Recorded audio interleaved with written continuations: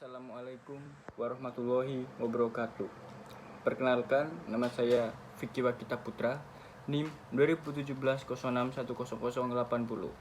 Saya di sini mau mempresentasikan yang UK2, yang berjudul Penegakan Hukum Pidana Lingkungan Hidup.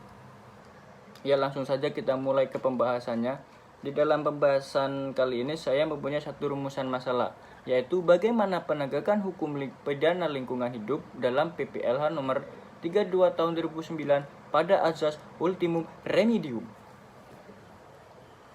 Azas ultimum remedium pada Undang-Undang nomor 32 tahun 2009 tentang UU PLH terdapat pada penjelasan umum angka 6 yang menyatakan penegakan hukum pidana lingkungan hidup tetap memperhatikan azas ultimum remedium yang mewajibkan penerapan penegakan hukum pidana sebagai upaya terakhir setelah penerapan penegakan hukum administrasi dianggap tidak berhasil. Azas ini lebih dipertegas pemaknaannya sebagaimana yang tercantum dalam pasal 100 ayat 2 menyatakan, yaitu setiap orang yang melanggar baku mutu air limbah, baku mutu emisi, atau baku mutu gangguan baru dapat dipidana. Jika sanksi administrasi yang telah dijatuhkan tidak dipatuhi atau pelanggaran dilakukan lebih dari satu kali. Nah, kelemahan mendasar ini dapat dipastikan pada penegakan hukum pidana pada UU PLH akan mengalami hambatan seperti pada UU PLH yang lalu.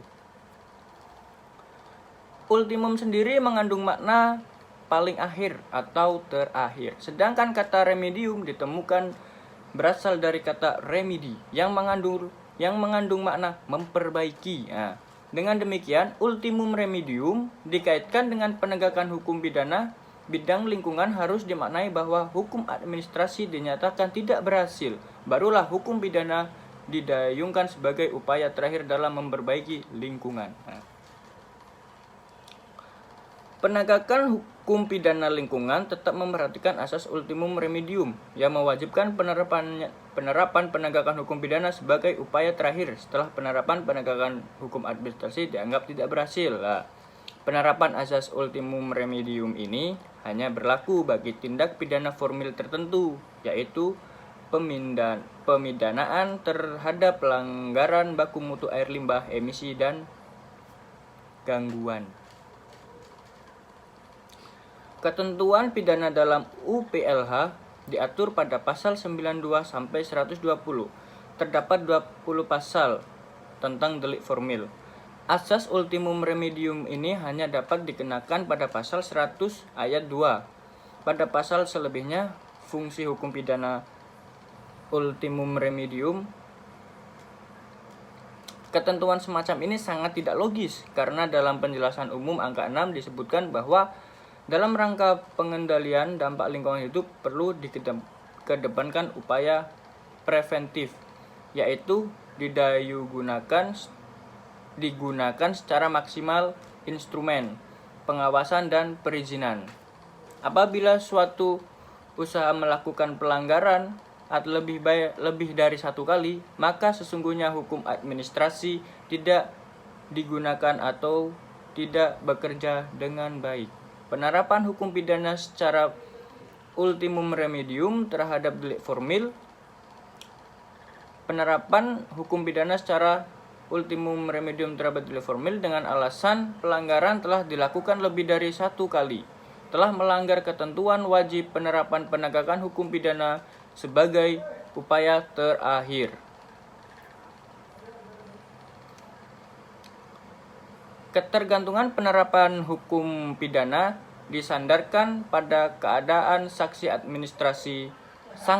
administrasi yang telah dijatuhkan tidak dipatuhi atau pelanggaran dilakukan lebih dari satu kali. Hal ini mengandung pengertian bahwa kegunaan hukum pidana terhadap delik formil tertentu berlaku secara alternatif.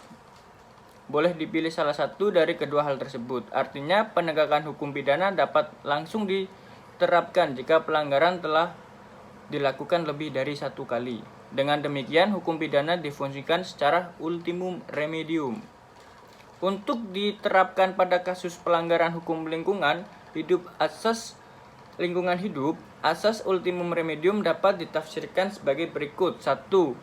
Prosedur pidana sebagai prosedur pamungkas atau ultimum remedium. Proses pidana digunakan untuk pelanggaran lingkungan hidup hanya setelah prosedur hukum administrasi, hukum perdata, dan alternatif penyelesaian sengketa gagal atau tidak efektif untuk mencapai tujuan penegakan hukum lingkungan hidup. Nah, yang kedua, sanksi pidana sebagai sanksi alternatif. Prosedur pidana dipergunakan sebagai sanksi alternatif apabila prosedur penyelesaian melalui alternatif penyelesaian sengketa atau APS gagal dan sanksi-sanksi lain dinilai tidak akan efektif.